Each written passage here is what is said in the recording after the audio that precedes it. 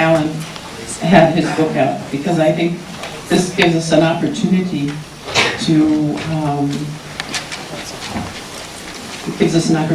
to share this message with a lot of people who won't get to hear him talk. I'm also hoping by next meeting to have copies of the video available.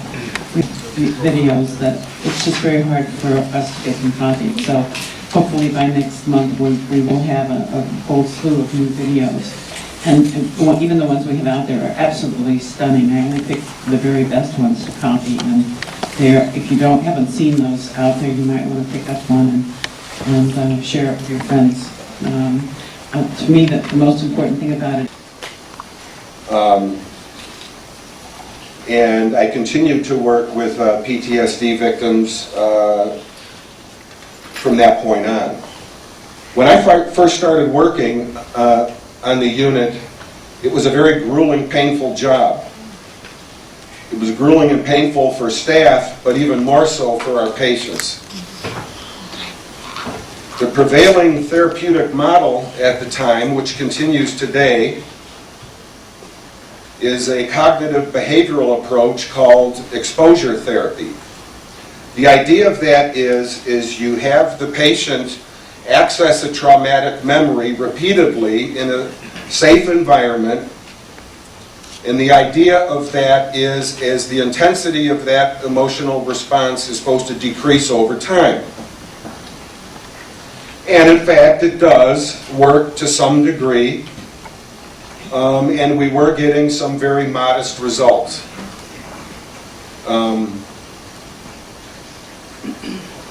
Another problem with that particular approach is that the results did not seem to hold up over time. On a scale of 10, which I use frequently in therapy, where 10 is the highest distress and 0 is no distress, we might get a traumatic memory that's a 10 down to a 7 or 8, maybe if we're lucky a 6. But then during the anniversary time of the year where that trauma happened, or a sudden reminder of the traumatic event, that 6 or 7 would jump all the way back up to 10 again. So it was painful, it was difficult, but the staff at North Chicago were very dedicated. It was very much a family atmosphere. The staff there were absolutely wonderful and still are. They truly care about their patients. And the patients very much care about and trust the staff. It was a wonderful, wonderful place to work. In addition to desensitizing the traumas with exposure therapy to some degree, we also provided an environment where these veterans would not be judged by others for their actions in combat, and they would have support from people who have been through similar experiences. Many times when vets came in the program, they thought they were the only one having this kind of problem. And it was good for them to see they weren't alone. Well, work went on for a number of years, and then a new treatment came out that when we first heard of it, we thought it sounded kind of silly. And the name of this treatment is eye movement desensitization and reprocessing, or EMDR. We just call it eye movement for short. When we first heard about this, we laughed it off. Something as complex and as difficult as post-traumatic stress disorder simply couldn't be alleviated to a great degree simply by waving your hand in front of somebody's face. It didn't make any sense to us. But we were at least open-minded enough to give it a try. And we were absolutely astonished by the results right from the start, even before we were officially trained. We were finding that in a single 90-minute session of EMDR, we were able to desensitize a traumatic memory to a degree that we had not been able to desensitize to using exposure therapy for the lifetime of the PTSD unit. We are oftentimes doing it in one session, what we couldn't do in 10 years. It was absolutely astonishing. It was a kind of a difficult, painful place to work, and we were always dragging around, and we'd go home tired. After we started doing EMDR, Our patients were overjoyed, we were overjoyed, we'd run into each other's offices and give each other a high five, and oh, you got to hear this one. We were sharing these and we were energized and going home feeling happy and energized. We were finally doing something to help relieve the pain. We were doing more than just helping them sort of live their lives with the pain and to get on with it. We were truly doing something for their pain. So, essentially, our PTSD unit turned into an eye movement unit. We eye moved everything,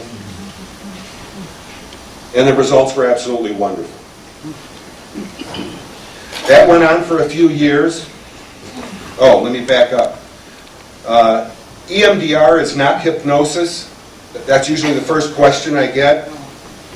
When we're hypnotized, the analogy I use in the book I think is clear. If you think of consciousness like a film projector and a screen, and pictures are running all the time, what hypnosis does is it slows down that conscious projector, gets a person in a relaxed and focused state, and as the film slows when a person is in this state, sometimes they can recover past memories that are repressed or forgotten. The problem is if you are in a hypnotic trance, you are also highly suggestible, and false memories often result from hypnosis. People put things on the film that don't belong there, that never happened. And I believe false memories are a real syndrome. EMDR, on the other hand, actually increases brain processing. It accelerates it. When we dream at night, our eyes dart back and forth. And that's why they call dream sleep rapid eye movement or REM sleep. It has been believed for some time that the increased processing that occurs during dreaming causes the eyes to shift. And when we are asleep and dreaming, our brains are actually processing information at a higher rate than when we're awake. All right?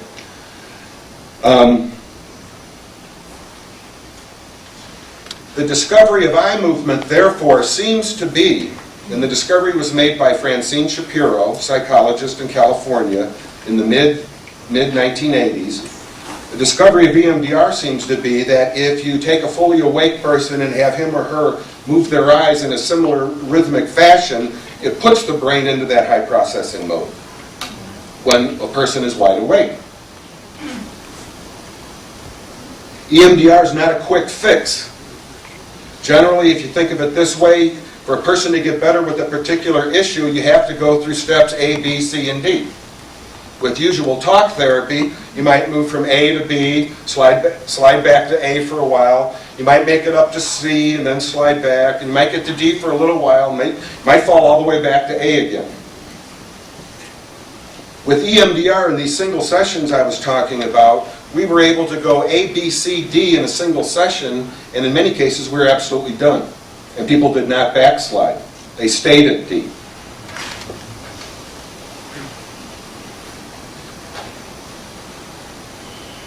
So, we're happy, we're doing EMDR, our patients are happy. And by the way, I don't want to mislead anyone here. I need to point out that PTSD is a complex disorder. One group of symptoms of PTSD are the intrusive symptoms.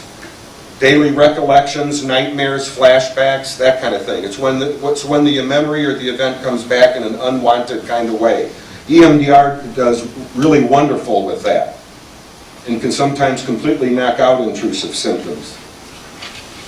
There are another group of symptoms with PTSD, though, that are physiological in nature. And EMDR, although helpful with those symptoms, does not have the same kind of long-term beneficial effects. So people came to us on the PTSD unit with chronic post-traumatic stress disorder. When they left, they still had PTSD, but their most traumatic memories no longer intruded in an unwanted and painful kind of way. Essentially what EMDR does is it takes the reliving component out of the memory. Patients say things after EMDR like, I can still remember what happened 35 years ago. I remember everything that happened, but I don't feel like I'm reliving it all over. And the nature of the traumatic memory before the EMDR was such that the patient would, every time he, and I say he because I worked in a veterans hospital with men, every time he would remember the traumatic memory, he would also, not only remember it, he would also relive it. So EMDR was taking the reliving component out of the memory. Recent neuroimaging studies support this clinical observation. One study in particular, which I mentioned in the book, is that when a person accesses a traumatic memory prior to EMDR, deep structures in the brain that represent the reliving components essentially fire up.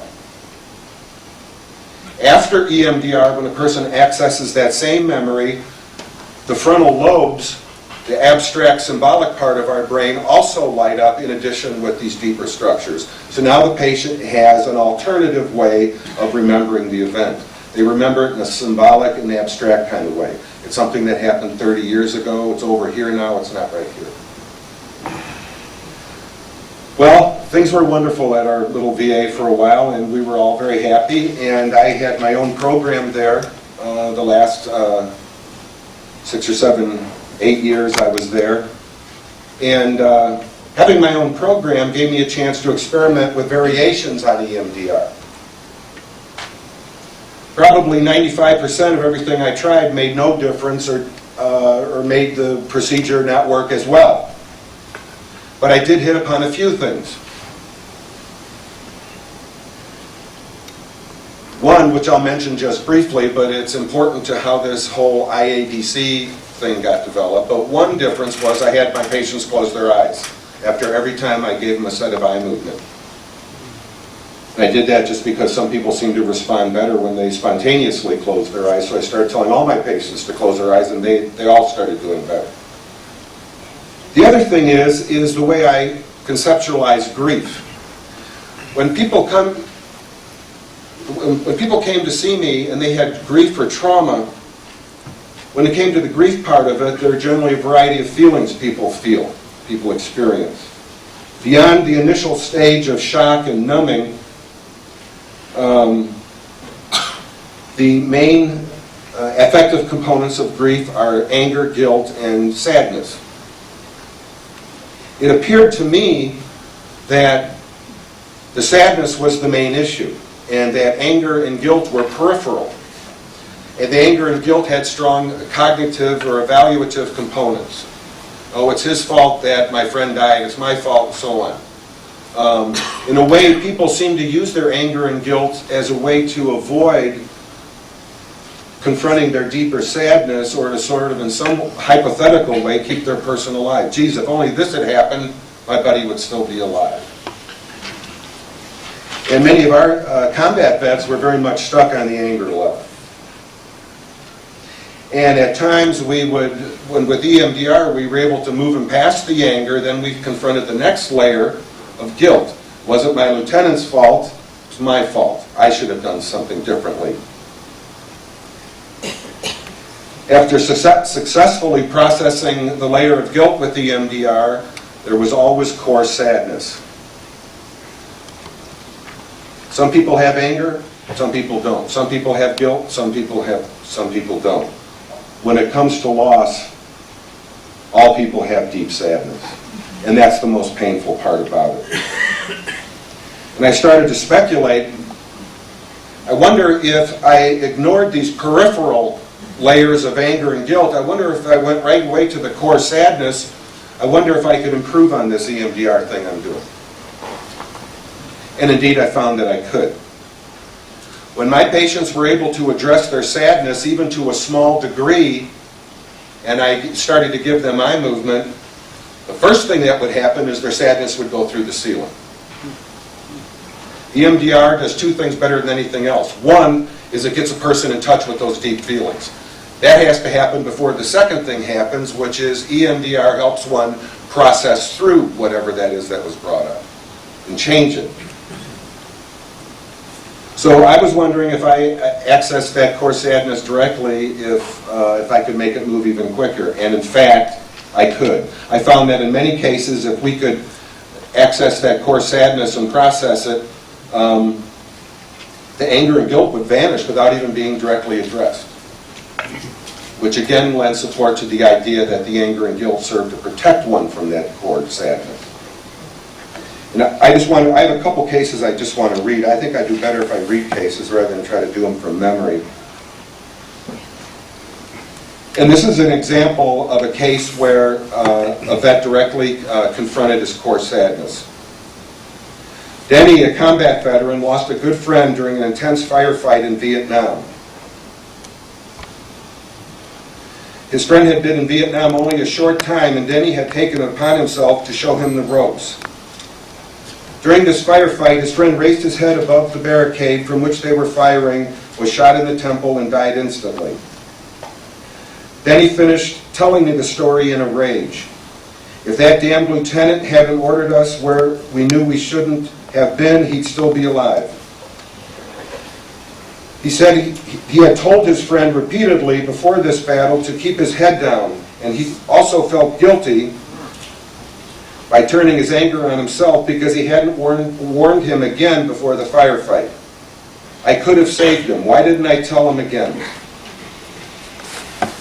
I asked him whether he felt any sadness about his friend's death, and he said he did feel some, but only to a, quote, small degree. When I started the core-focused EMDR, I ignored the feelings of guilt and anger, telling him to pay attention to the sadness. I did a set of EMDR, and his sadness increased quickly. He began to sob. I stayed with the sadness, administered more sets of eye movement until the sadness was at a peak. He cried and shook his head. Stay with that feeling, I told him, and administered more eye movements. Finally, with additional core-focused EMDR, his sadness began to decrease. After several more sets, I asked him, how is your sadness now? It's pretty well gone, he said, smiling weakly. I feel much better about it. What about your anger and guilt feelings, I asked. He thought for a moment. Gone, he said. I just feel like it happened and there's nothing I could do about it. No one could have told him enough time to keep his head down. It wasn't my fault. But that's a good example of how that guilt gets addressed secondarily by attacking and going right after the core sadness. So, now I had changed EMDR somewhat, and things were moving even more rapidly. As a matter of fact, when I was doing regular EMDR, we would set aside a 90-minute session. And like I said, sometimes we'd go all the way A through D, and we'd be done in a single 90-minute session. But now that I'm doing core-focused EMDR, once the patients got started and had a sense of how this worked, literally our sessions were sometimes 15 minutes.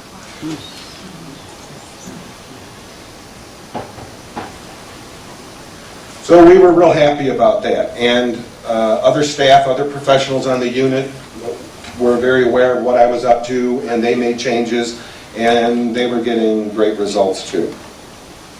Then something really strange happened that I wasn't expecting. When I was using core-focused EMDR, about 15% of my patients reported that they had made contact with the deceased person they were grieving during the session. And the first time that happened, I thought my patient just hallucinated. I didn't know what he was talking about. I didn't learn this stuff in graduate school. Hopefully at some point they will make this part of a regular curriculum. And I want to read this case to you. This is one of my favorite. This is a very moving case. On the first day I discovered the induced after-death communication, IADC phenomenon, I was in psychotherapy session with Sam. I handed him a box of Kleenex as tears trailed down his face, dropping from his chin to his shirt. I had worked with Sam, a 46-year-old patient at the VA hospital, on other traumatic memories of his Vietnam War experience, but he had avoided bringing up this one because it was too painful. While in Vietnam, he had developed a very close relationship with Lee, a 10-year-old orphan Vietnamese girl. She had made Sam's base camp her home after both of her parents were killed. She helped out with the daily chores on the base and in return was given food, shelter, and companionship. The other soldiers watched out for her, but Sam and Lee developed a special relationship. Lee reminded Sam of his two younger sisters, helping him maintain a sense of his own humanity amid the dehumanizing brutality of the war. Each time Sam's unit returned from his patrols in the jungle, Lee would pick him out of the group and run up to him and give him a hug. Other soldiers in Sam's unit became accustomed to seeing the two of them talking together about their lives before they met. Lee was particularly enjoyed his stories about life in America. After several months, Sam decided to adopt Lee and bring her home.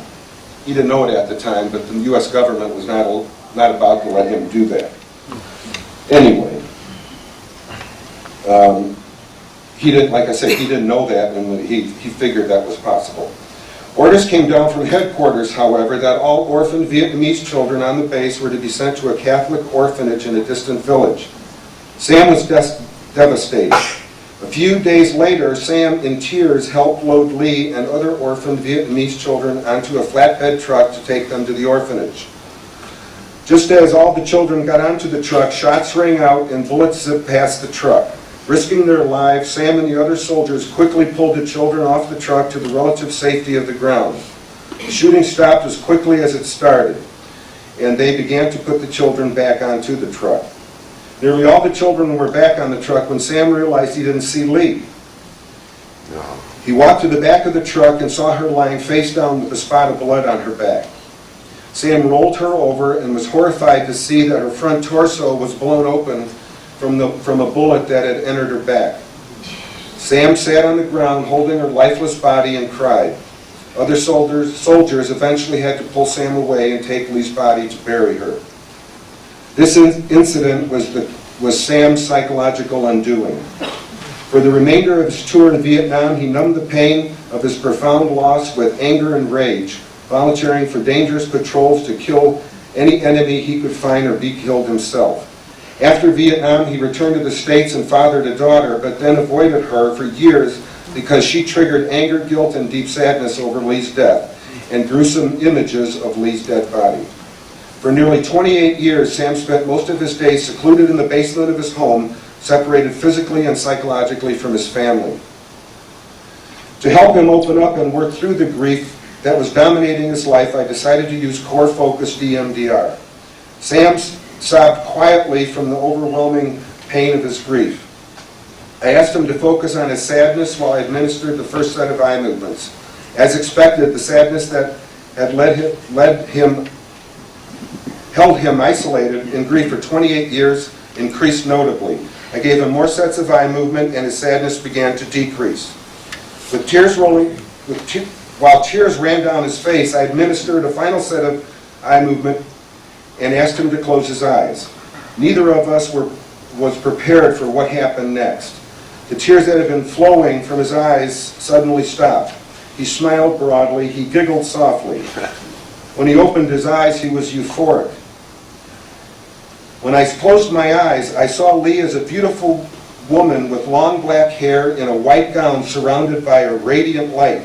She seemed genuinely happier and more content than anyone I have ever known. Sam's tear-reddened face glowed. She thanked me for taking care of her before she died. I said, "I love you, Lee," and she said, "I love you too, Sam." And she put her arms around me and embraced me. Then she faded away. Sam was ecstatic and absolutely convinced that he had just communicated with Lee. I could actually feel her arms around me, he proclaimed. As Sam's a psychologist, I wasn't sure what to make out of what he was telling me, and so on. But anyways, that was the absolute very first time this happened. And I had believed that Sam probably hallucinated, and for that reason I was worried about Sam. Hallucinations are generally a sign of a more serious psychological disorder. So I stayed in touch with him and kept an eye on him, and I was surprised when I found out that his joyous state at the end of the session had maintained. Not only maintained for the rest of the day and the weeks to follow, it had maintained for months. As a matter of fact, in a phone conversation with him, I think it was a year later, he said that he was making up for lost time with his daughter. His daughter no longer triggered this traumatic memory for him. So he was making improvements in his family relationships with not any assistance from anyone, except Lee, perhaps.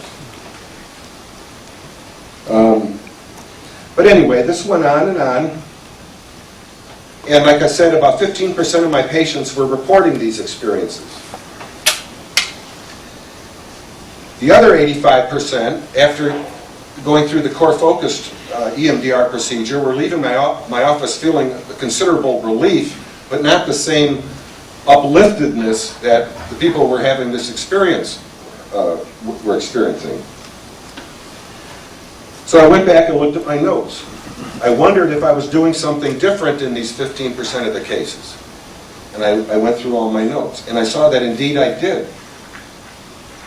There was an extra component that I had added to this 15% group. And what it was is I gave each of these people an extra set of eye movement without providing any specific instruction. At the time, I was thinking, well, you know, this is working so well, I'll just give him another one. Give him some dessert. You know? Maybe in one case, maybe to promote relaxation. Another one just because I felt like doing it. I don't know. But there was always that extra set of eye movement after the sadness had completely processed. So then I thought, I wonder if that's it. So I have one more case to read to you. This is the first time I intentionally induced the experience by adding that extra component.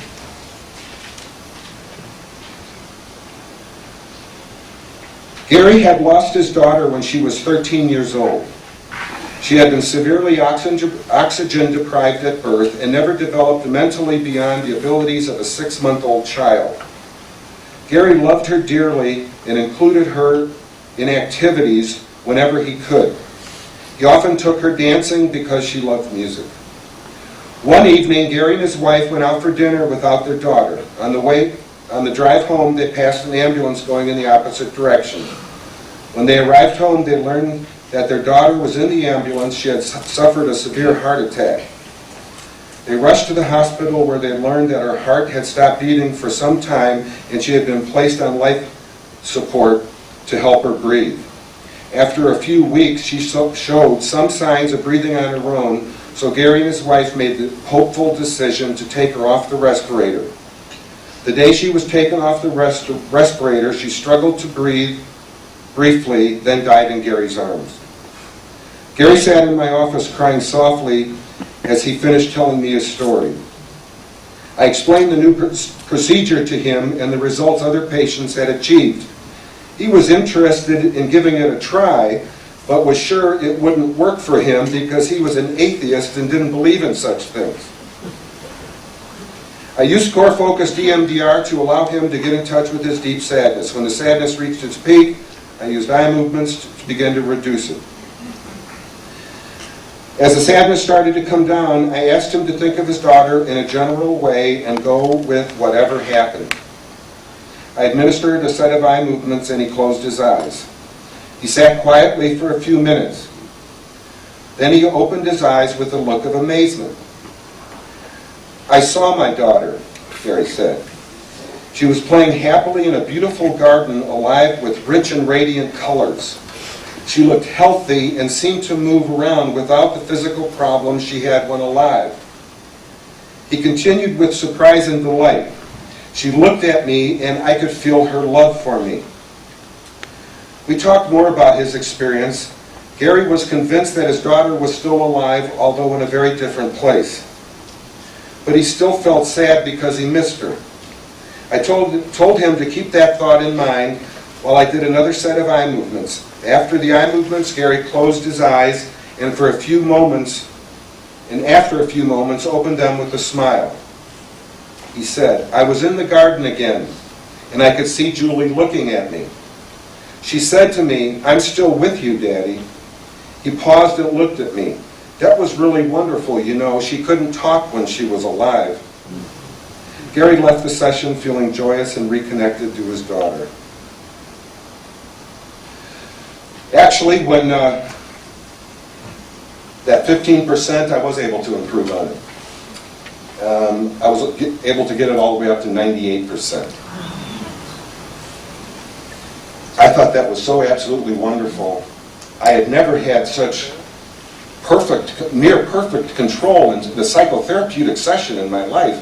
And now these people were having experiences they thought were really the afterlife. And the idea that it could be done so reliably was absolutely amazing. Well, the bad news is when I eventually retired from the VA hospital and went into private practice, and I did that because we were doing this stuff secretly in a building on the VA.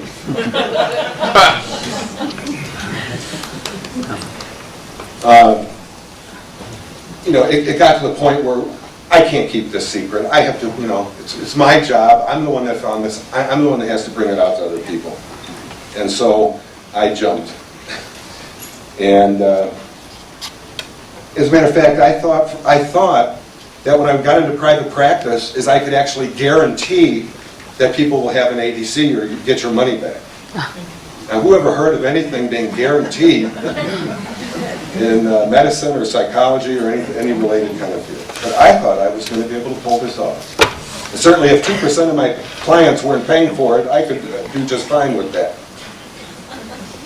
Well, I was really dismayed and discouraged when my 98% dropped as soon as I started dealing with a different population. It dropped, and my best guess now, based on a smaller number of people, it's about 70%. But why? I was absolutely dumbfounded by this. I think after giving this a lot of thought and comparing the cases and taking a look at the variation in the cases I was seeing in my private practice, the main difference, I believe, is that the veterans in the VA hospital were coming to see me for trauma work. They had no idea I was going to pull this ADC thing out. It came up during the course of therapy. And actually, my VA patients, probably close to half of them were atheists. They didn't buy any of this crap. You know what? People who don't believe are the easiest to induce. The reason is that last set of eye movement enhances the receptive mode. But people who have no preconceived notions of where this experience is going to go, they just kind of blank out. Whatever, doc. Those people are at the 98%. When I left and got into private practice, people were coming to me to have an ADC.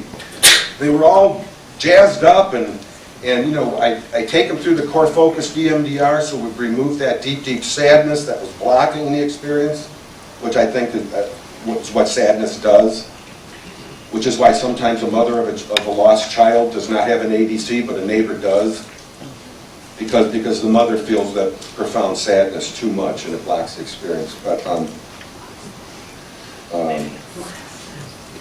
what was I saying? Private practice. Oh, private practice, yeah. The people were coming to see me were just all jazzed up, and that enthusiasm and the belief systems that are consistent with this that they brought to the session blocked it. It interfered with that open receptive mode. And although probably 100% of my clients have beliefs consistent with this now, the fact that it still works at about a 70% rate means that we can sidestep those strong beliefs and expectations to some extent. Sometimes I say, just cut that out. Put your beliefs aside. Leave them at the door.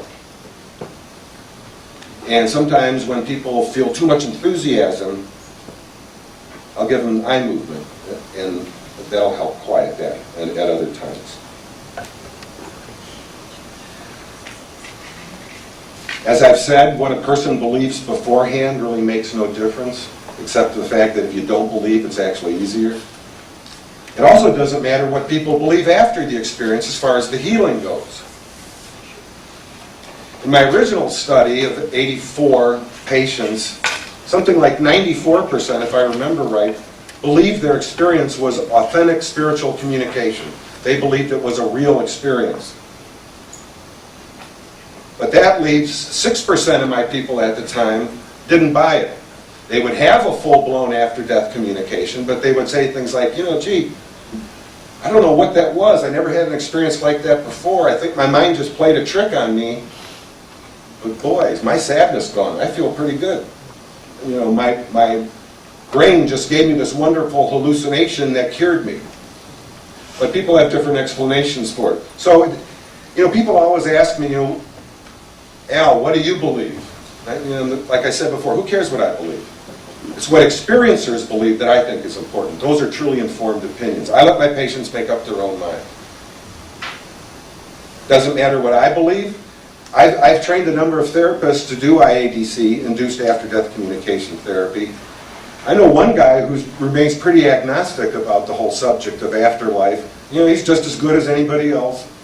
So it's not the belief of the therapist that you somehow coerce your patient into believing something that makes them feel better. It has nothing to do with it. So it doesn't matter what they believe beforehand, doesn't matter what the therapist believes, it doesn't matter what they believe after the experience.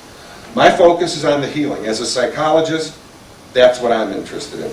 People ask me, do you think this is proof or evidence of the afterlife? And of course my first knee-jerk response is, who cares? And maybe it's too early to call from a scientific point of view. And I say, go ask people who've had the experience. Or if you want to decide, have one, and then you can make an informed opinion on the matter.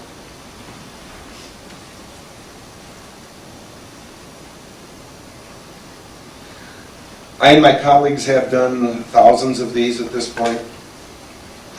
I want to say, if you are interested in this therapy, if you want it or need it, my suggestion is go to my website as a first step, inducedadc.com. There's information on how to hook up with me on that. And there are also other therapists who I have trained in this. Caitlin Daniels isn't here, is she? There's somebody that comes to this on a regular basis who I've trained. But there are a list of therapists. This whole procedure is very new. Like I said, for 7 or 8 years we did this in secrecy. We just came out of I came out of the closet with this about just a couple years ago. And my job now is to get this out in any way I can, to get this information to people who need it, to therapists who are willing to give it a try and use it. I've had many therapists get interested in training because their patients are demanding it.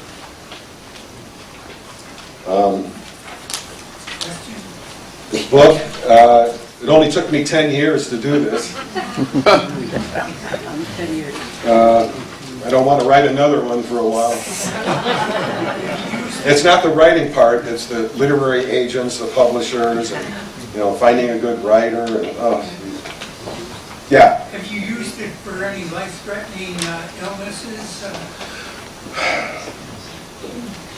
Well, I heard before coming here that there might be some hospice people here.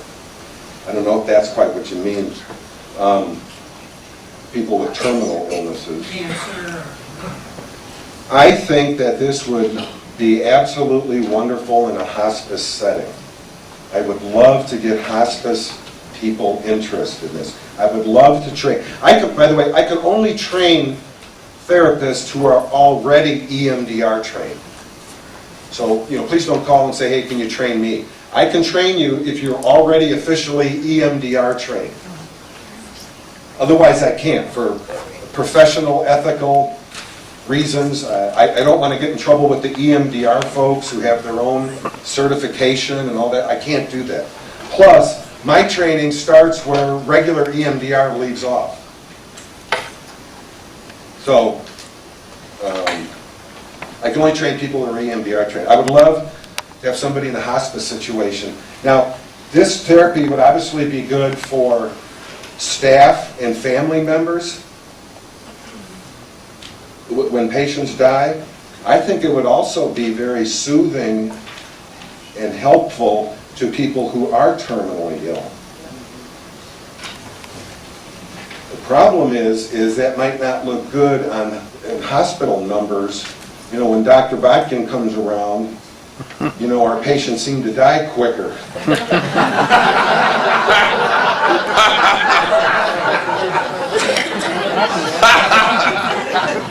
They're dying quicker because they're peaceful and ready to go. They've worked out their issues with their deceased mother, and they're just, you know, and so on, and they're ready. But yeah, Dr. Death. Yeah. Have you ever had anyone do it to you? Yes, I have, and I'm really not a closed person. I'm really fairly open in most situations. I've had two, and they're extremely personal. I just feel a little uncomfortable sharing it. But both of them were very different and very unexpected, both of them. What makes this different from imagination and fantasy, and you know, I have a whole chapter on that. It's a long, long story, but you know, when people imagine things or go through wishful thinking, it's generally consistent with the experience is consistent with their expectations. With induced after-death communication, it almost always comes as a surprise. And by the time I got around to doing it, I had probably induced 1,500 ADCs at that point. You know, and I got, my two experiences both surprised me. They were both very different, both surprised me very much. Did you feel healed was the question. Yes. In the reading, Did I feel healed? This guy right here? Yes, when you were doing the sessions, that when you first found out about it, did you do any type of follow-up during the sessions with like encephalograms and that type of thing, any brain monitoring to see if... repeat the question. Well, yeah, you asked about follow-up, and were we doing any brain? While doing this therapy, did you have anybody wired into electroencephalogram? I would love to do those kinds of studies. You know, PET scans and EEGs. I would love to have somebody do that while a person is being induced. The other question is follow-up. We do not have formal follow-up, but at the VA where I worked, we had a lot of informal follow-up going on because a lot of the vets kept returning, partly because of these physiological symptoms I told you about that were not under control. Plus, many of our veterans had as many as 50 and 60 traumatic events happen to them. So even one inpatient stay at a hospital, if they really worked hard, they might get through 3 or 4 of them. And, you know, we're short-staffed as, you know, typical government kind of position. So, you know, people would come back. So I always ask, and sometimes I would call, you know, how you doing with such and such? And in my own personal experience and the experience of my therapists that I've trained, it holds up in every case. As a matter of fact, one reason why it holds up when it comes to traumatic grief is that when people have a traumatic issue, images often stick in one's head and keep coming back on a, you know, awful, gory, bloody kind of scene where people saw terrible things. Those images don't go away, and they keep intruding and coming back. When people have an ADC, induced ADC, which is the same as an ADC, only it's induced, the ADC image replaces the traumatic image. It literally replaces it. And I think that's why it holds up so well over time. Like people will say, you know, people would come in and say, you know, for the last 30 years, you know, I see my friend laying in half, blown apart from a rocket he just got hit with. And he has the ADC, sees him smiling, happy, whole again, which they always are. The guy would say something like, you know, I can't even get that. I'm trying to get that bloody image back, and I can't. It's not there. Or it seems real far away now. It's not here. It's like it's fuzzy. It's not in color anymore. It's black and white, and it's off in a distance somewhere. One more? Okay, well, this is a two-part question, okay? I'm not good on two-part questions. By the time I think about this, the second question, I forgot. This is basically, would it have been that the military people had more, and you might even answer this when your last statement touched on it, the military people had a worse incident or of trauma? Trauma versus the civilian. Well, you know, do combat veterans have more severe trauma than civilians? Well, I'm thinking that when they remember it, they're under the stress of, say, a firefight, this type of thing, whereas Well, a civilian yeah. might see somebody get killed in a car accident, but the overall, the area around them, it's that moment where it's a whole, they're already emotioned up, very tensed up. I would say combat veterans just have more traumas. The intensity in a civilian trauma can be just as bad. And have you ever had... And I've worked with some people that have suffered awful losses with children and so on. And have you ever had any go south on you? When you've induced this, have they ever seen, you said it's all the time so far, It's always positive. always positive or negative? Out of the thousands of cases I and my colleagues have done, it's always positive. Thank you. Always. Now, I'm not saying it will always be, but it always is. My favorite case, which is in the book, this guy was real high anxiety. He was wanting to work on the death of his brother. And I was going to do the ADC with him. And when he first closed his eyes, he opened his eyes and said, "There's a giant claw around my neck. It's trying to kill me. It's trying to choke me." And he saw this big, like, imagine this thing grabbing him. Well, somehow, some way, I encouraged him to go back and see what it was. He's like, "Are you sure, Doc?" But he went back, and it was his brother giving him a hug. That's what he felt. But as soon as he felt something around his neck, he misinterpreted it as, as something threatening. Is it normal or natural for the patients who's receiving EMDR to have a headache, to have any kind of physical reaction? Especially our combat veterans, I think nearly all of them had. Is it common for my patients to have headaches during the session? Yes, or Yeah. that the EMDR gave them Yeah, headaches. yeah. Part of the standard EMDR protocol is to pay attention not only to what's going on in the head, but what's going on in the body as well. And sometimes people experience their emotions in their body. And headaches, particularly among the combat veterans, were extremely frequent. And what you do is when you get a headache, when someone says that to me, and I always say, if you start to get a headache or something hurts, tell me, ahead of time. All you do is you eye move the headache, moves aside. This, EMDR is the most wonderful treatment for tension headaches. Well, the actual treatment... Somebody was back, I'm sorry. I was saying the actual treatment gave them a headache. It wasn't a combat person. It was just a regular Well, civilian. see, the So treatment he stopped. brings up really awful stuff. So you can get the headache too. I work really fast, like I was kind of saying at the beginning. I work really fast. You get to A to D, but it's not, and it's fast, but it's not a quick fix. Because really, one of my favorite sayings or quotes I ever heard was, grief is like a desert. The only way out of it is through it. And I strongly believe that. Now, you can do that in a single session if you got your brain working overtime and things are really moving rapidly. And part of what EMDR does, again, is it brings up very stressful, very traumatic, very sad kind of things, and it gives people headaches during the session. So the eye movement really doesn't give the headache, but it causes the headache by what it brings up. Thank you. Yeah, back there? Trying to keep up with research, reading.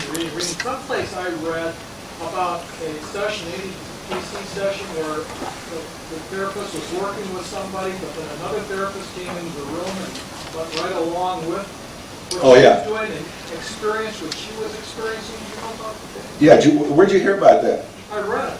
Yeah, that's in my book. I read it a long time ago. Well, good. There's this concept of the shared IADC. And this is another thing we stumbled completely onto. And this is probably the most remarkable aspect of this whole thing, not so much from a healing point of view, but from maybe a scientific kind of point of view and trying to figure out what this really is. By mistake, I had an intern who was a very good intern, a pre-doctoral intern. I was training him in EMDR and IADC, and he got very good at it. And one day a patient presented a traumatic loss, and we went to do eye movement, we left the group where the patient presented to go into my office to do eye movement.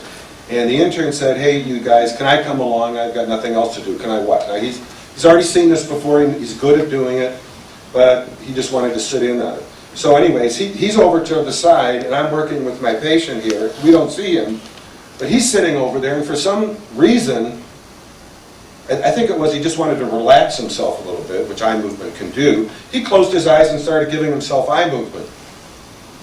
Well, what happened is he completely eavesdropped in on my patient's IADC. He saw the whole thing. And it was a very unusual ADC. It wasn't your usual smiling face and I'm okay. It was a kind of a nature scene with willow trees and a pond and cattails and all this. And they saw the exact same thing.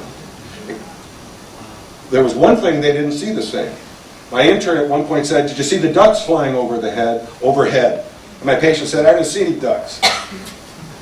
Now, to me, that made it even more believable.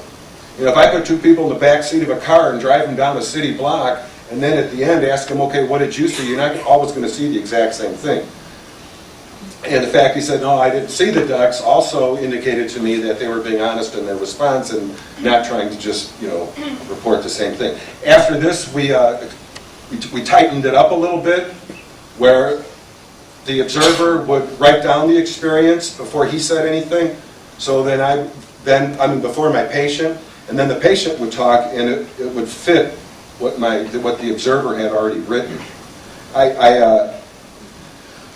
I know psychologists who a couple times she closed her eyes while she induced an ADC with her patient. She closed her eyes and watched it.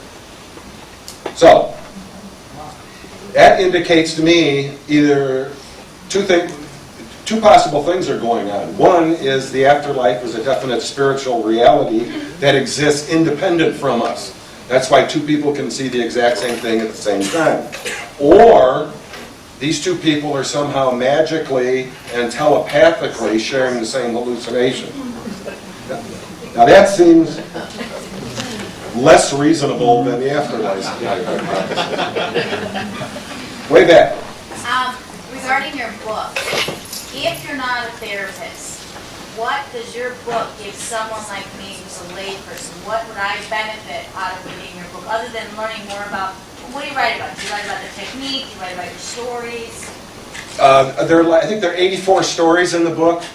I have the technique spelled out in an appendix for people who are already EMDR trained, and I wrote that appendix so only people EMDR trained would be able to understand it.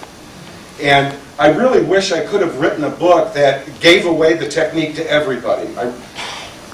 I'd be rich. I wouldn't have to work anymore if I had a book that could do that. But I can't, because EMDR is just too powerful. Even a seasoned therapist who has a relatively minor problem, it's not a good idea for that therapist to do eye movement on themselves. Because you can pull up something very emotional that's going to make it difficult for you to sort of steer your own ship at the time and go to the place you need to be going and so on. Please do not try this at home.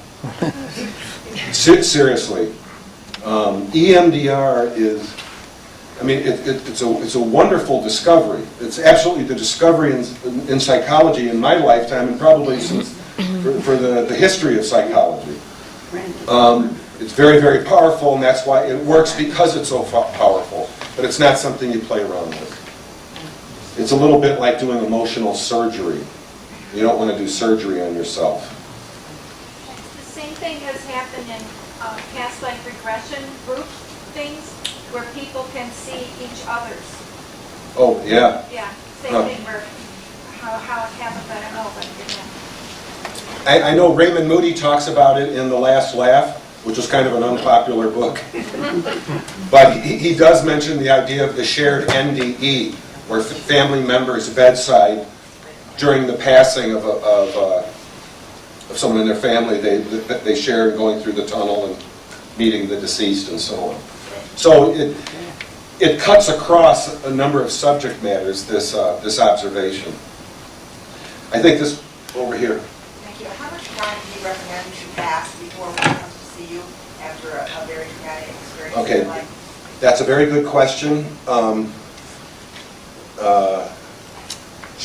The general rule of thumb, how long do you wait after the passing before you get Say this someone kind? has lost several members of their family in an accident, so it's not just one. All at the same time or at different times? Yes, all at the same time. Before people can really fully access their deep sadness, people generally go through a phase of numbing, shock, denial, however you want to word that. That is not pathological, that stage of grief. As a matter of fact, it's very important, soon after a loss like that people use their numbing so they can gather whatever external and internal resources they need to deal with what had just happened. So numbing can be very healthy and good for a person. So certainly if someone is in that numbing phase, this therapy is not for them because it's going to pull them right out of it. Now, if you're in a numbing phase for a year and that it's no longer needed, but you're just numbing to avoid the pain or you're angry to avoid that deeper pain, this therapy can help. So it's not so much a matter of time. There's no magical time, but it's sort of where the person is with the loss. We've done ADCs with people that have been deceased over 40 years. We've done some that have been deceased for 2 days. Okay, great. In terms of the outcome of the procedure, it seems to be about the same. Great, thank you very much. Yeah. This question, Dr. Van Dusen, in hypnagogic states to himself, he went into trances, certain degree of trances. What you're talking about is a certain state of consciousness that you bring them to with rapid eye movement. Yeah. And People. But that only way you can react to your pain is when you go into another state where you let go. Well, in a natural state won't let go. See, most people, or many people, would say that what I induce is an altered state. I'm kind of uncomfortable with that. I don't think it's an altered state. I think it's a conscious state. It's very conscious. When I'm doing eye movement with people, and we're moving through all this stuff, it's particularly that core sadness that we're going after. It's extremely painful and awful and terrible for a short period of time, which is the good news. But I guess I don't see it as an altered state. And maybe when the after-death communication occurs, yeah, maybe it's altered. I don't see it altered like I see other people in different situations altered. It seems more natural. People who have spontaneous ADCs, ADCs occur spontaneously in 20% of the population. Experience is not at all new. They can't happen. People are generally not successful when you sit down and try to make it happen. You can't will this thing on. No. People who have spontaneous ADCs, the experience seems to come out of the blue when the mind is focused on something else. Matter of fact, in my experience, most spontaneous ADCs occur when people are asleep. Now, people say, well, I had a dream, da-da-da. Most people would say it's very different from a dream. It has a certain clarity and it's remembered over a long period of time in ways that dreams aren't. So when the person has awake and having a spontaneous ADC, I don't know if I don't think they're in an altered state. They're just not paying attention. I think they're in a different consciousness. That could be. It's parallel. Which gets back to this person's question earlier.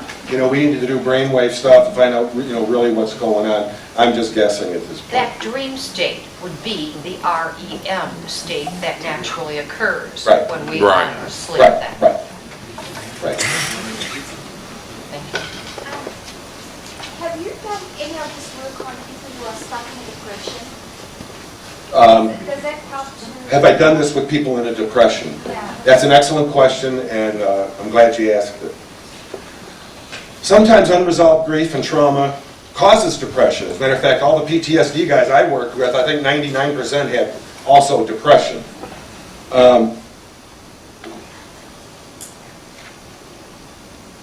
EMDR, however, when you use EMDR with a person who's clinically depressed, what happens is it's 2 steps forward, and then a couple days later it's 2 steps backwards again. It's like it doesn't hold when people are depressed. So even though the grief or the PTSD may be causing the depression, when people come and see me, I don't want them to come if they're depressed, because the procedure is not going to work. In fact, I tell people either get on a medication or stay on the one that you're taking, and you can think about coming off after our session, because you might not need it anymore. But before you come, stay on it. And I do not work for, I want to say this, I do not work for a drug company, I swear. I know a lot of people don't want to be on antidepressants, and I don't like to take medication, and I like to tell people the side effects of depression are most often worse than the side effects of an antidepressant. Antidepressants are relatively safe, and there are 2 that are very good, Celexa and Lexapro. Doesn't work for 100% of the people, but it's way better than a lot of the other crap that people have been taking for a long time. Are you a vet? No, I'm not. Do your patients hold that against you, or what do you? Is there any? Just the fact that I'm not a vet, did my patients hold that against me? Actually, early on, it did. But once it got to the point that they felt like they could trust me, the word kind of got around. It's like, Dr. Al, he's okay. There has to be a lot of alcoholics in I used to tell my vets, I said, I hear your war stories all the time, and I say, I can't help but wonder how I would have reacted. Right. And I said, I got it all figured out. It's like, if I got to Vietnam, and I'm the same age as the average Vietnam vet, I said, when I got over there, and the shit first hit the fan, I would get to the coast and try to swim all my way to California. I had it all figured out. And hopefully I'll hit Hawaii on the way. But my vets also pointed out, they told me, if you had been there with us, you wouldn't have been able to do this. Well, I did. Because I would have been triggered. In my inspections, I've been doing these inspections, and the guy was a sniper in Vietnam, and they finally had to just 4 months before he started working with us, they had to amputate his foot, and he believes it was from Agent Orange. Yeah. But this guy had really some dark things, and he stayed in touch with his vet friends. But it's not something I'm glad I didn't go, let's put it that way. Yeah. And I always, at the time I was kind of against the war, and my parents were ready to ship me to Canada. Oh yeah. I'm like, cool. Yeah. Horrible. But you know what? These guys also got spit on when they came home. Right. They couldn't get jobs and so on. He told me about that. He told me at the airport. These guys took the brunt, put all the guilt on their shoulders, while everybody else who sent them there sent this 18-year-old kid there. Right. They're going about living their lives and making money, and they're happy. And the Vietnam vet's carrying it all on his or. And Iraq is worse. And here we go again. So, I I really have the greatest respect for these guys. I really do. Even though I was ready to go to Canada and all this kind of stuff. Right. They didn't declare war. No. They're the ones that suffered all the pain. Yep. And they also, in my particular situation, I really admired them for their courage to really go after their pain. These guys really went at it.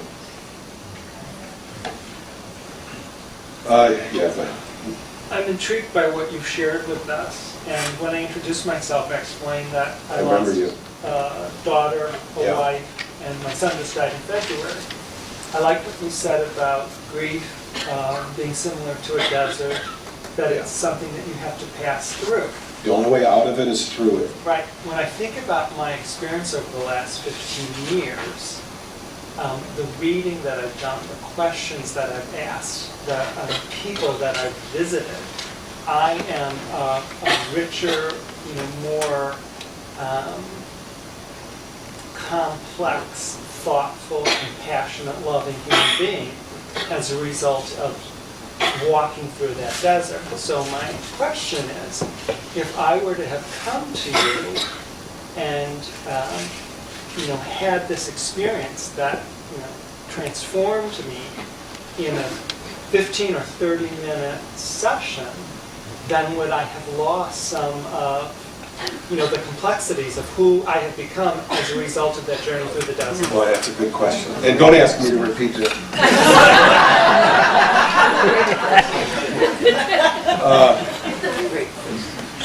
The EMDR, the core-focused EMDR and the IADC, would have got you through those deep emotional components quicker. But you've talked to a lot of people, you've made a lot of relationships, you developed supportive things with different people, you've made new friends. New life, several new lives. A new life, a whole new life. Several. And EMDR is not going to do all that stuff. So it would have got you through the painful thing more quickly. Time doesn't heal, it's what you do with the time that heals. And EMDR does it real fast, but it doesn't do probably a lot of other things that you experienced that enriched your life. Of course it's not going to do it. Sometimes when you get the EMDR first and you decrease that real terrible pain, doing some of these other things then comes easier. This person here, then here. Okay. You referred to EMDR as resulting in an altered state. Have other investigators reported differences in EEG as a result of EMDR? I'm sure it's out there.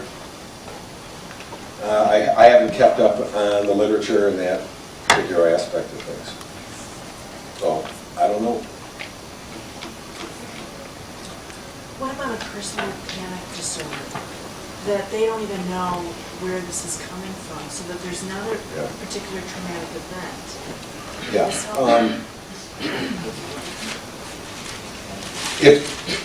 She was asking, if you didn't hear her, she was asking about panic disorder, where there's no specific traumatic event, it just seems to come out of the blue. If there is something that's hidden there, EMDR would find it. But there's still a real good chance there's nothing lurking if you just have a panic disorder. And EMDR can help calm people for the moment, but probably the best single thing for panic disorder is to change your breathing, which I'm sure you've been taught. It probably works as good or better than anything else. Probably a little EMDR thrown in there might help you relax even more, but I would stay with the breathing.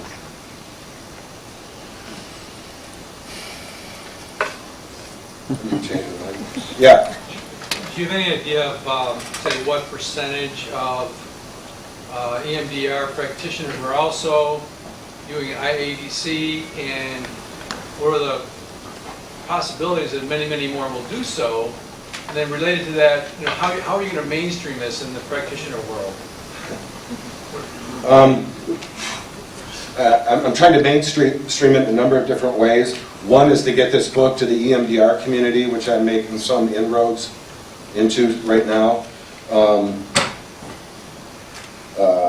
See? Yes, what was the first? IADC, what percentage? Oh, yeah. How many people I've trained in IADC? Are you the only trainer so far, or are there other trainers? I have trained a Professor Jan Holden, who some of you probably know, at the University of North Texas. I have trained her to train. And the reason is she trains graduate students to work with her on researching IADC. They have begun some preliminary work to do some very controlled scientific studies with ADC, and I'm so thrilled and happy with that. So in terms of mainstream science, that work has begun, and it's going to take a while to do all that. My main job right now is to get this out the best way I can. The very best, probably the single most important thing I can do is train other therapists. So it gets out like this. And when I was at the VA for the last number of years I was there, I trained probably 30 pre-doctoral interns in IADC. All secretly. And I would say out of those 30, 28 or 29 were very good. Excellent. Boom, boom, boom. They were probably as good as I was in many cases. Problem was when they graduated and got their internship completed and they got their doctoral degree, these people just scattered, and I lost contact with them. So there are close to 30 trained people out there who are probably some of the best, and I have no idea what they're up to. Actually, the ones I kept in touch with have practices where they don't use it. It's not needed, and they're working in something else. On my website, there are about, 10 or 11 or 12 people I've trained across the country that are both formally trained and available. And hopefully that list will grow. And I hope that interest in the professional community will be such that I would like to start training a large number of people and get it out there. And the more professionals I train, the more they can do research, and it just starts to roll, hopefully. Yeah. When a person comes to you, do you evaluate if this is the best modality Yes. for them to be treated with? Yes, absolutely. As a matter of fact, do I first evaluate people before they come to see me if this treatment modality is the best for them, right? Yeah. If somebody comes to see me and it's not appropriate, I certainly wouldn't charge that person. I would apologize for them having to make the trip. Actually, about 90% of my caseload, and I'm not seeing a lot of patients or clients at this point, 90% are from out of town, or out of state. They fly in. They've heard me on a coast-to-coast AM, or they read the book, or they heard about me some other way. And certainly with those people, I don't want them to pay all the expense and take the time to fly to Chicago and then find out they're not appropriate. So I do a very thorough screening with these folks over the phone before they make any plans.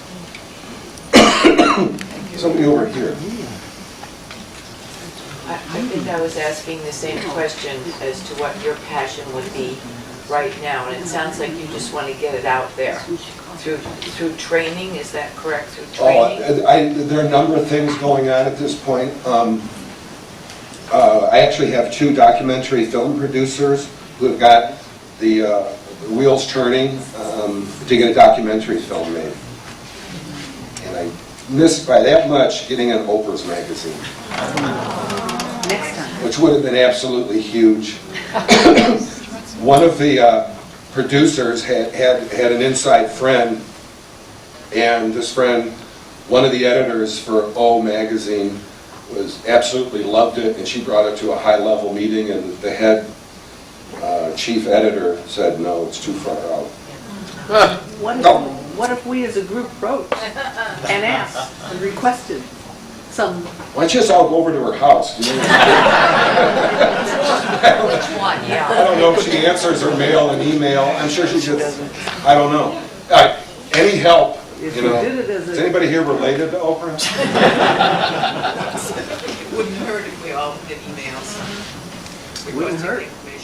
Yeah. You'd be surprised. One of these producers has not given up. He knows somebody.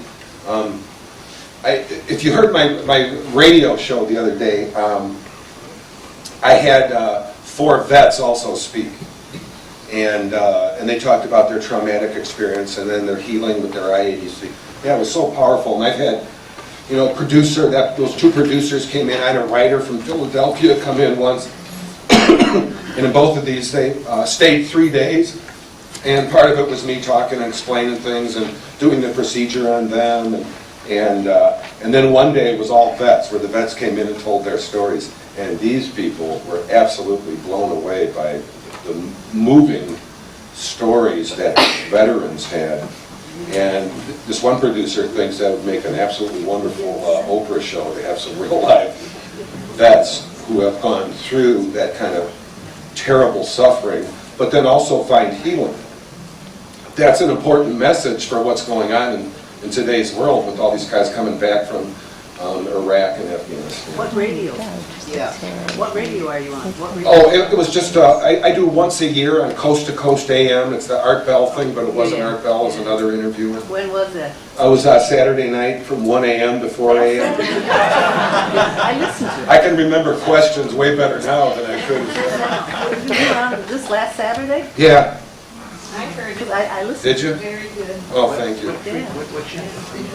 Yeah. WLS has an interest in children. I thought it was WLS, but this last show was on, WLS. wasn't it on 1000 AM? 1000 is Cleveland or Cincinnati, and when you lose the last hour in Chicago, they drop it at 3. Then people that know go over to Cleveland and listen to it there. That's 1100. Oh. And then we hear the last hour.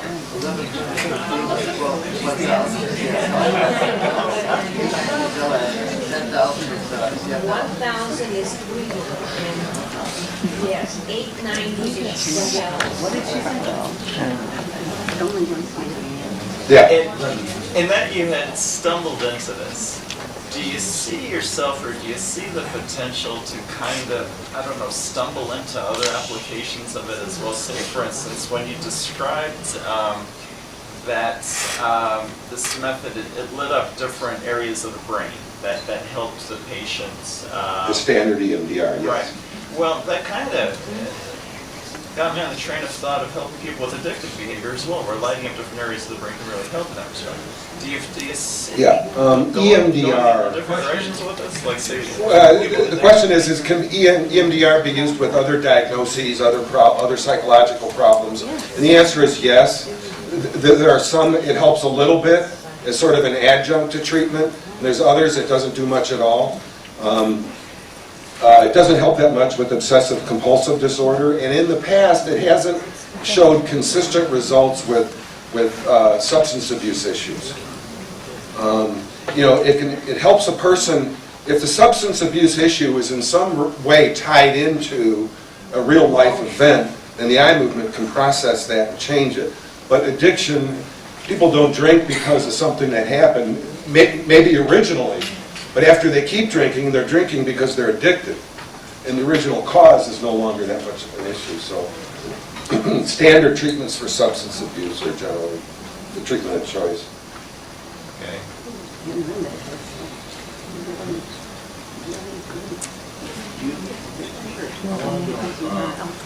Get EMDR training. To get EMDR trained, you have to be recognized by your state as an independent provider of mental health services. What that means is psychiatrist, psychologist, social worker, MSN with a psychiatric specialty, and now, these days, there's a new counselor certifying program that's I think it's only a year of study and real life experience goes towards that degree. But people who have, is anybody here familiar with what that is? The CTP or CPC. certified, what is it? I think it's the CPC program. Certified Professional counselor. professional counselor. People who are CPCs are eligible for EMDR training as well.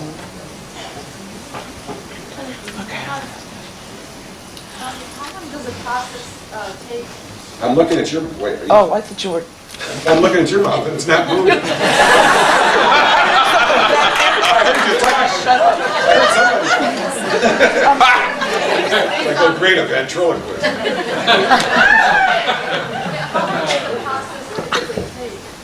How much what? How long does the process take? How long does what take? The EMDR process take, and then Okay. the communication.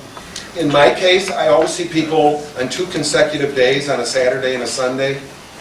I don't like to do just one session and then send them home for a week, because the EMDR is so powerful that it can pull up stuff overnight or after the session, and if something like that happens, I really need to see the person right away. So the way I do this is I spend a very intense 2 sessions with people on Saturday and Sunday, and in nearly all cases we're done. There is one exception, and I'm glad I'm saying this.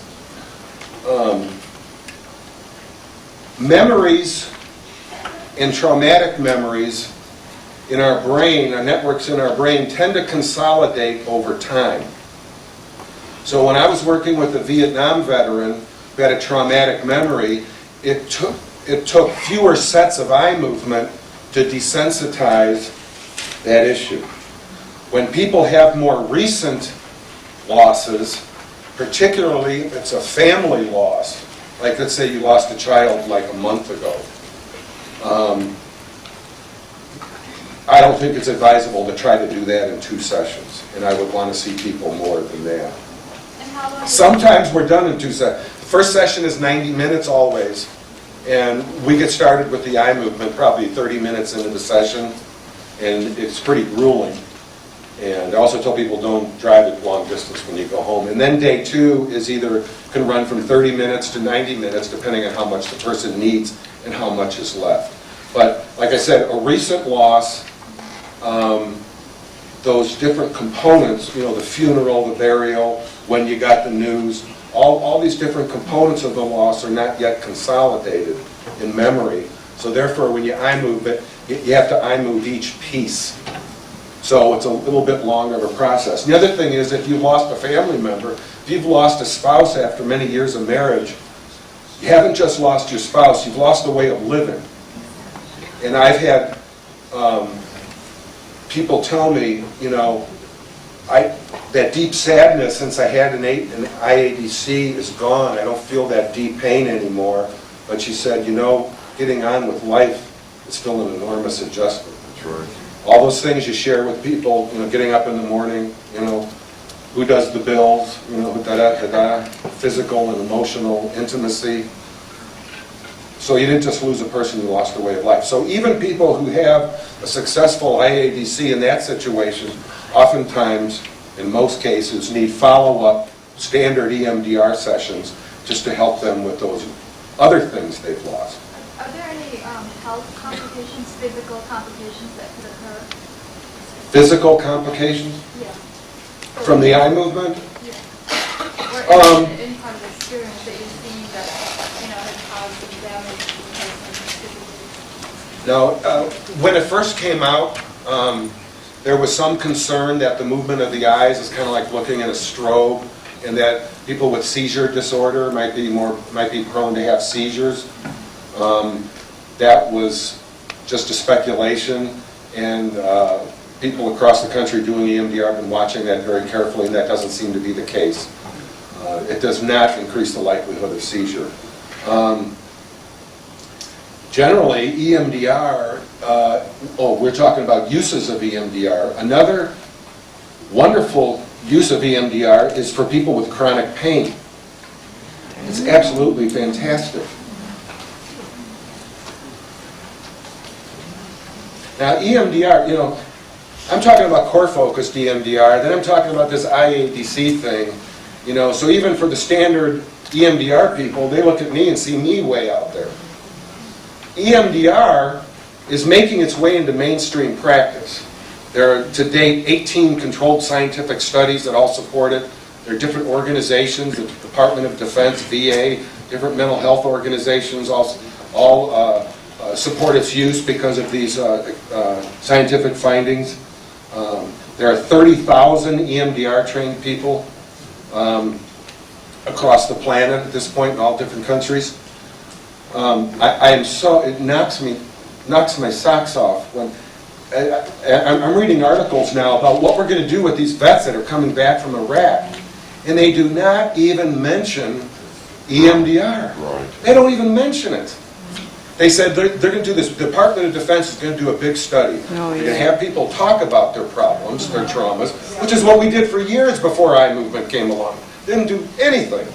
Or we're going to tell them to forget about it and just try to go act normal, which is what most of my Vietnam vets went through when they came home, because there wasn't even an official diagnosis of PTSD yet, and people would just say, "Hey, cut it out, you know, stop thinking about that stuff," which is what people say when they don't have the slightest idea what PTSD really is.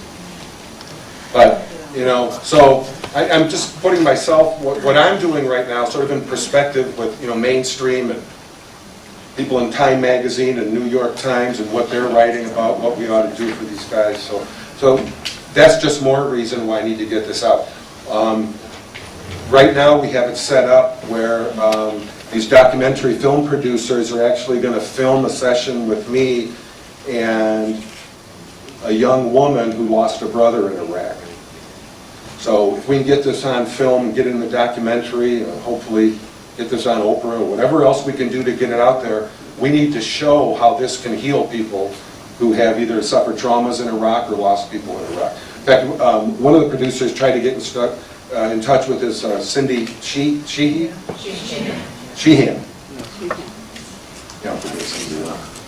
Yeah, Gold Star mother. I mean, we really tried to get, hey,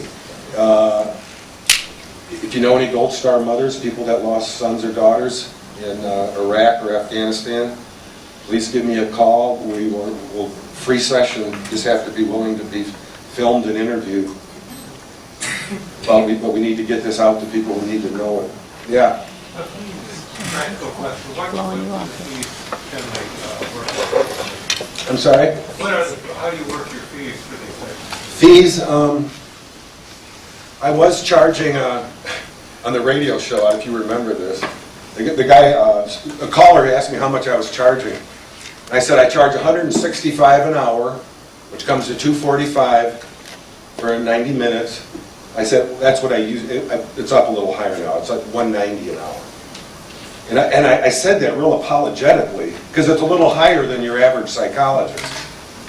Of course, you know, when the transmission on my car goes, you know, that's 5 times that price. But,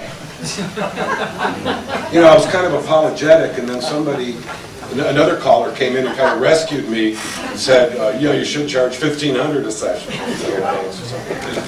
I understand Jonathan Edward charges something over $1,000 for 30 minutes or something like that. A rip-off. You can have your own ADC for way cheaper. You can have your own Yeah. You said there's 20% of the population that has sensitivity. Yeah. Is there a difference between the healing of those 20%? Versus the induced variety? Well, no, versus the 80% who've lost. Oh, comparing those that have, the 20% that have had the experience and those that have not. I don't know of any formal studies. I think it's just recognized among professionals who work in grief, debrief work and so on. This seems to be the case clinically, that people who have the experience do better. I think people who have the induced experience do better than those who have the spontaneous experience, and the reason is there's just more control over the production of the experience. Like that first case, the second case I read to you, the guy lost his daughter.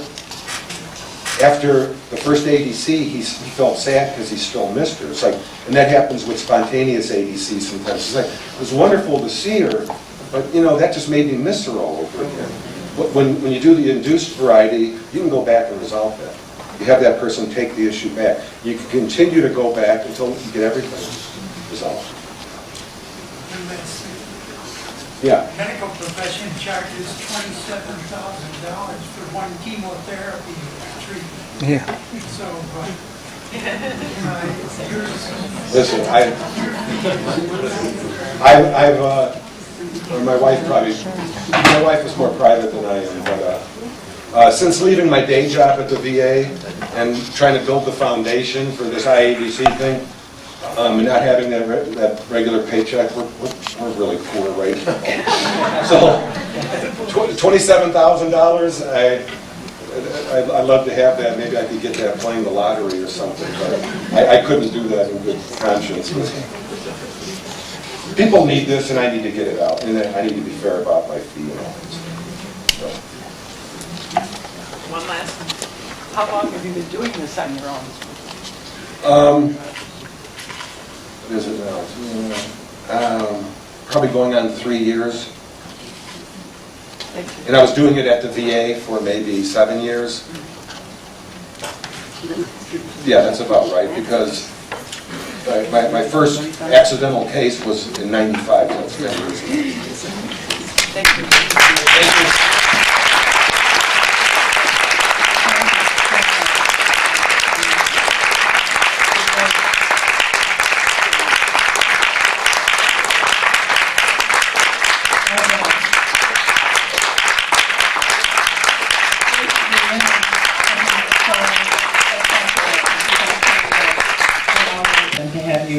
You're up.